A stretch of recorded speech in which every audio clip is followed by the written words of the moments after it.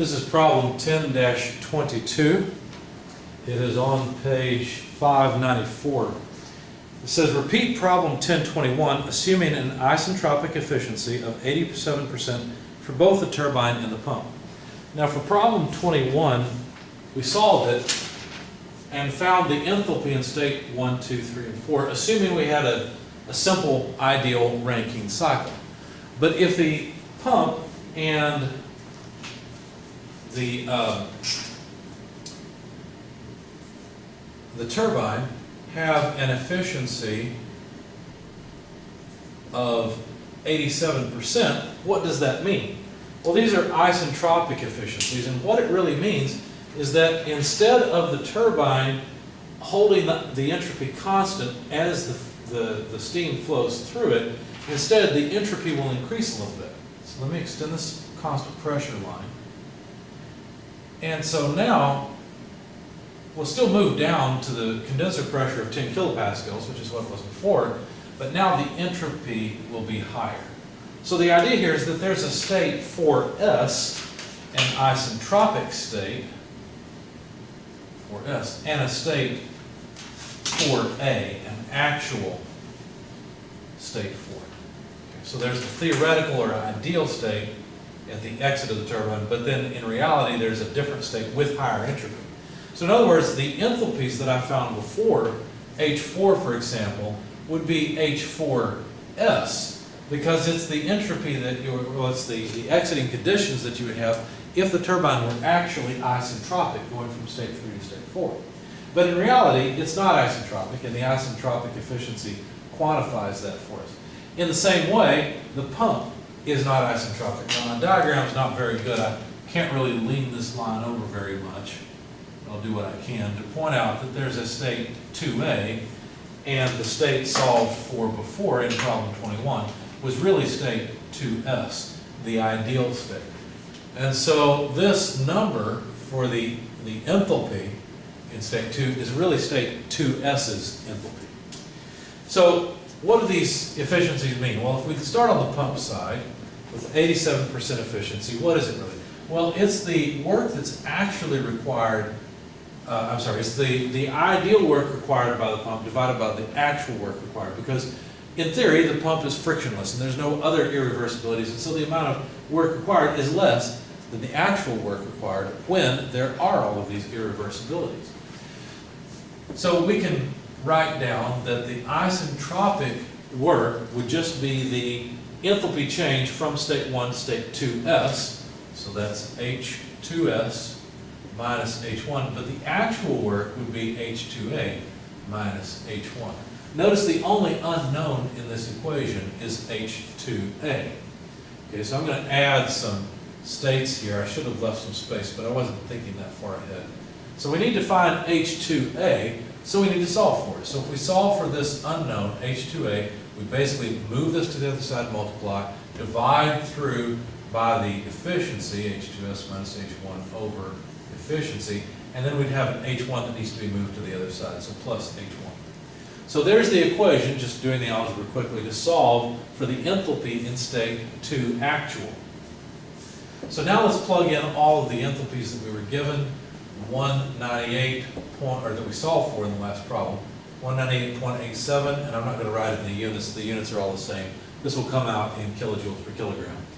Minus H1, which is 191.81, divided by the isentropic efficiency of 87%, plus 191.81, the enthalpy in state 1. Plug all of this into your calculator and you will find the enthalpy in state 2A. Let me just write it over here. When I did this, I got 199.92 kilojoules per kilogram. What does that mean? Well, that means that the exiting enthalpy coming out of the pump is higher than it should be.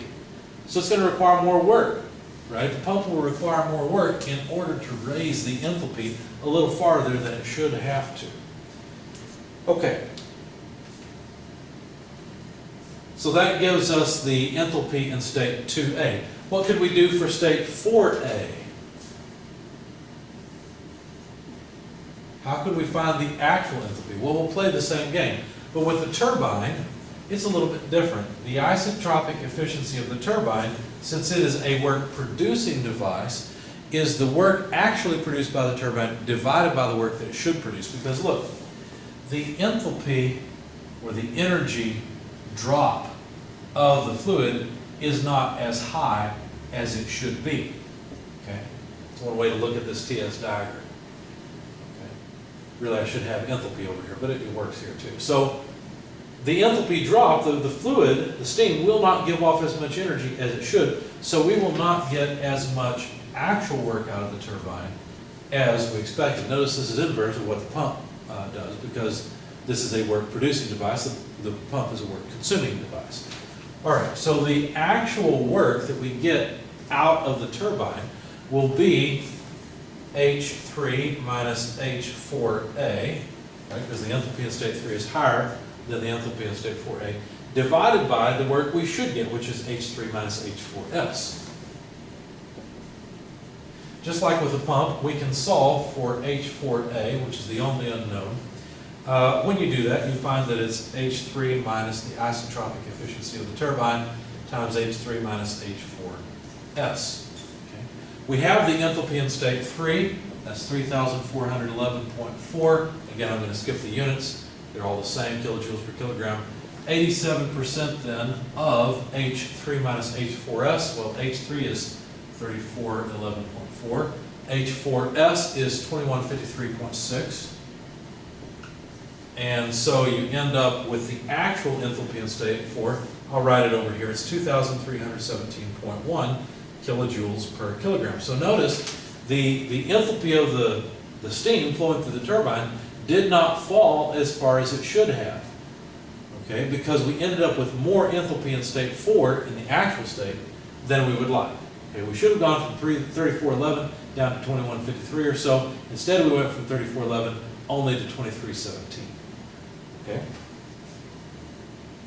And so there's the actual enthalpy. Now, I don't know if state 4A ends up inside or outside of the vapor diagram. I didn't look that up when I solved this problem, but let's find out just for our interest's sake. Because now, notice we have two pieces of information. We know that the pressure in state 4A is 10 kilopascals, just like it would be for 4S. But we also now know the actual enthalpy in state 4A. So the first thing I will do is go to the saturation tables, because before in problem 21, 4S ended up in the saturation region. We're in metric units, so we will go to the saturated water table in the metric units. Let's see. Let's find it quickly.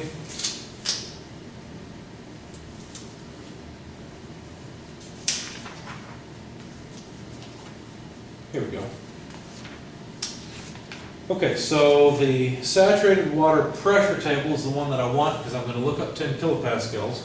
So that's on page 916. 10 kilopascals has an enthalpy of saturated vapor of 2583.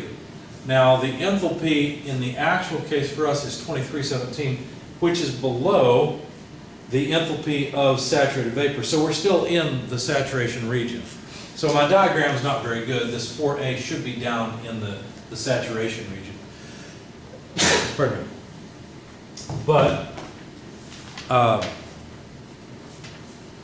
anyway, I don't have space here to fix that. So the point, what I really needed was 4A and 2A. And now that I have those, I'm not interested in the S states anymore. Those are the ideal states.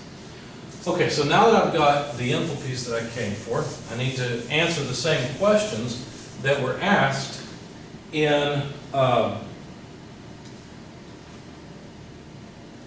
problem 21. In particular, we want to know the thermal efficiency of the cycle. Now, the way we can get that is by calculating the net specific work and dividing by the specific heat transfer into the process.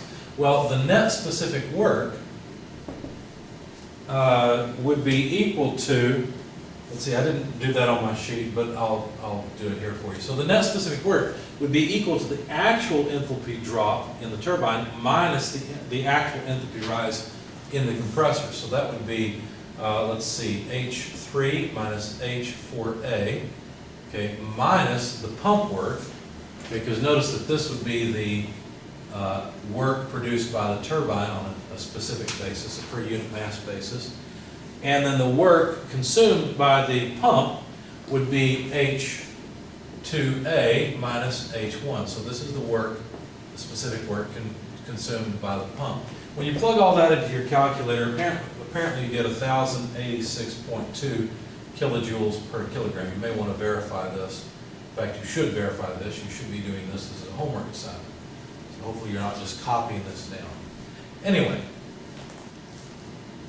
so 1,086.2 kilojoules per kilogram should be the net specific work produced by the cycle. Now Qn, where does Qn occur? Well, heat addition occurs from state 2A to state 3, so this would simply be the enthalpy in state 3 less the enthalpy in state 2A, and apparently that comes out to 3,211.5 kilojoules per kilogram. While I was at it, I went ahead and calculated Q out.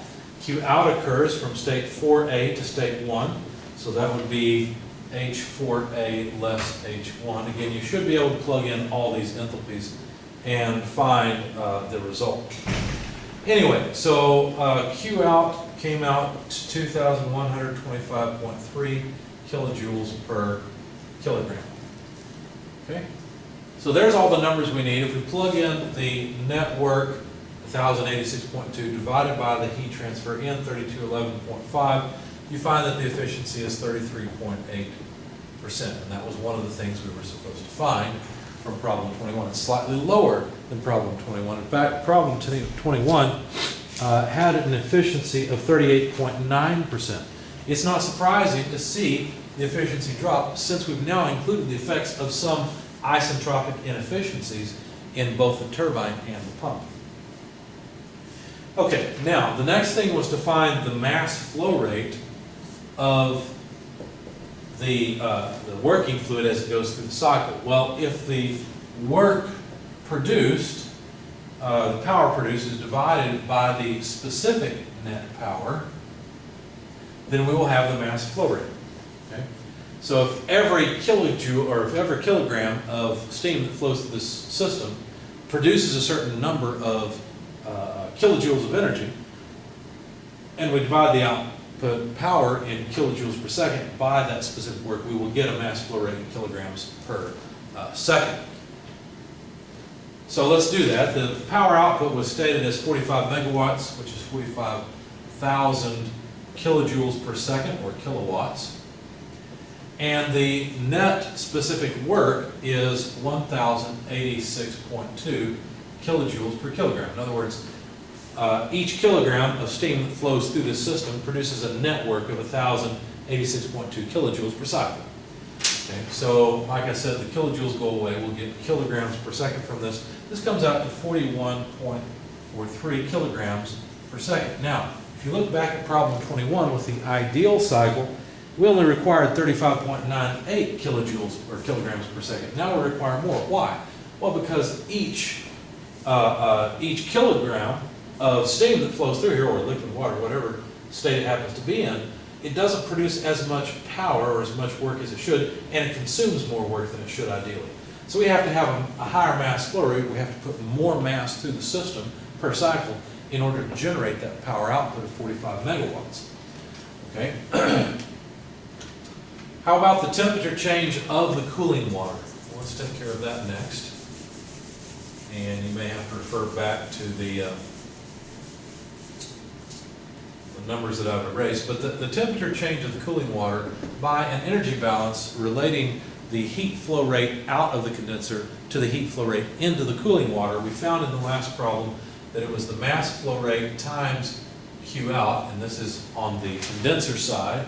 Okay, so this is the heat flow rate out of the condenser, divided by the heat capacity of the cooling water times the, well, we wrote it this way, we wrote the mass flow rate of the cooling water multiplied by the heat capacity of the cooling water. So this is kind of like the thermal mass, but it's the thermal mass rate, really, in the denominator. So the mass flow rate of the water in the cycle, the steam, the working fluid, is 41.43 kilograms per second. Q out, I've just erased it, but it was 2,125.3 kilojoules per kilogram. And then for the denominator, the mass flow rate of the cooling water was given in problem 21 as 2,000 kilograms per second, so the mass flow rates go away. And the heat capacity is 4.18 kilojoules per kilogram per Kelvin. I'll use this time instead of degrees Celsius like I did last time.